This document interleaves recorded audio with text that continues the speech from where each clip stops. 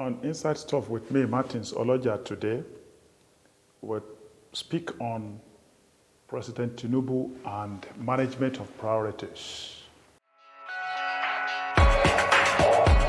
Now that we are turning our eyes towards public leadership for a new direction and meaning, we need to speak to power on managing priorities.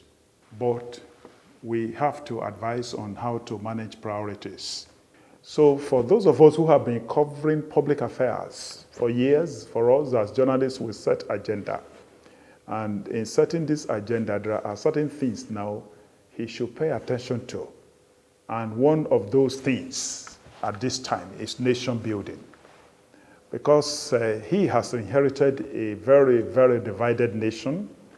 The last president did a lot of things to just break our walls. He broke our walls of unity and what have you.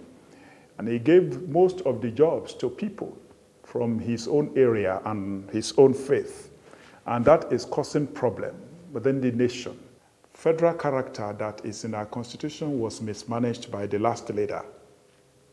Managing federal character is not difficult. It's in the constitution that values to be allocated and even infrastructure sharing should be done equitably so that no part of the country will talk about injustice, no part of the country will talk about unfairness.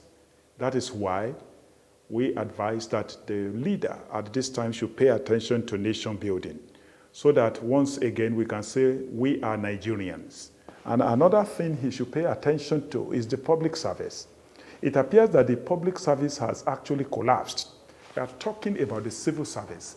That is the engine room for governance. If the civil service collapses, everything collapses.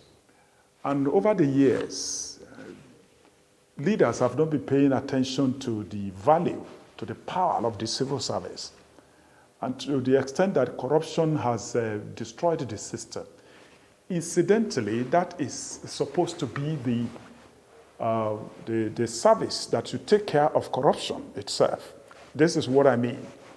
If the civil service works the way it should work, we will not have any need for anti-corruption agencies like EFCC, ICPC, that is Code of Conduct, Bureau, Code of Conduct, Tribunal to fight corruption in the public sector.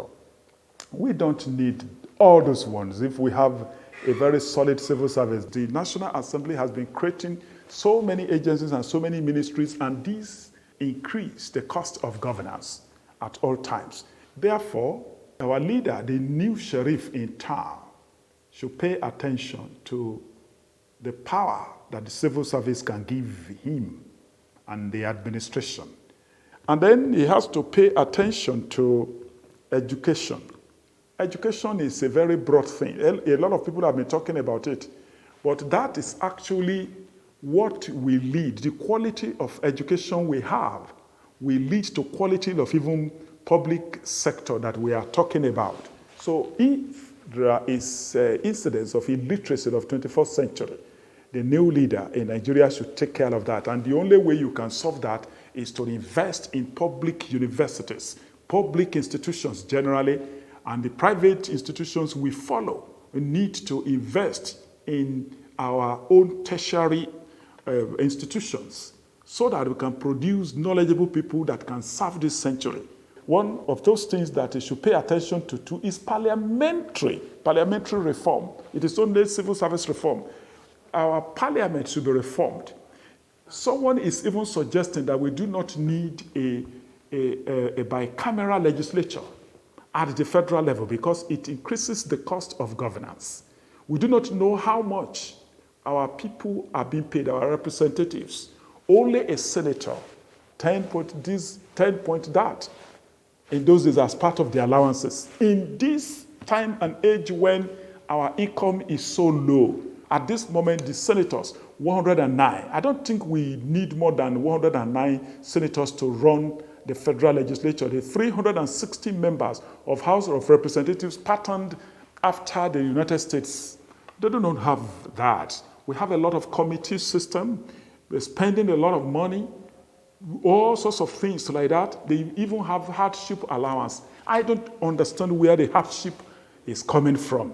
Therefore, we want to advise our people to pay attention and prioritize these items: nation building, public service reform, parliamentary reform, education, health, and knowledge development. I want to emphasize that knowledge development before we round off this. Knowledge development is very important for country and global competitiveness at this time, because it is knowledge that drives development. And you can only get this innovation through good schools, good research institutions, good education. That is, quality in our education is very important to drive development. This is what happens in South Korea and Singapore, that people keep talking about. Motivational speakers always talk about these countries without drawing attention to the fact that it is the quality in their education that drives their innovation and development. So Nigeria, as the most populous black nation on earth, should embrace knowledge development. In South Korea, they have Ministry of Education and they have Ministry for Knowledge Development. They are two different ones. They have education generally, but knowledge development. They fund research and development. They give scholarship to people to get to developed countries to acquire education and come back home. That is the power you have in the products. So we need to pay attention to these areas if we must move as a nation, not just celebrating democracy or celebrating new people. Our new sheriff in town will know that we are passing through a very difficult moment, and we need to show our prowess and credentials as the most populous black nation on earth. That is it from me to you today. Until next time, this is Martins Oloja.